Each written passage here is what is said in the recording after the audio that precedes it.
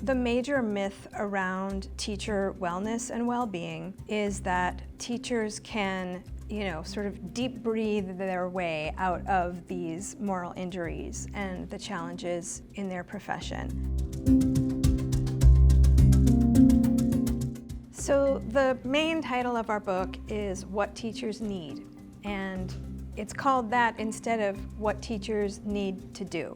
The inspiration came from conversations with educators. Our approach to teacher wellness and well-being is more directed towards what we're calling the supporters of educators rather than teachers themselves. How can teachers be supported by principals? How can principals be supported by superintendents? What could accountability look like when you are any one of these particular levels?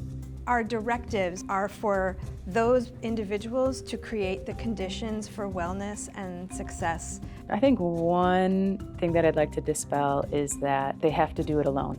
We were inspired to sort of shift the focus from teachers should just take more deep breaths, drink more water, go for walks in nature. All those things are great, but they cannot fix the moral crisis that's happening in the teacher profession. It's in a crisis of turnover, retention, stress, and churn. So there's a lot of healing that needs to happen.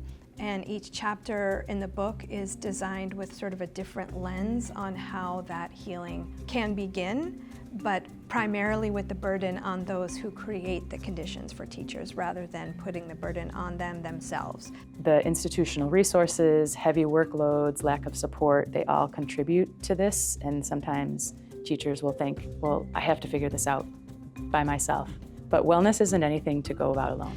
And the first thing we want them to take away is just examples, like we say, of how it can be and how you ought to be treated.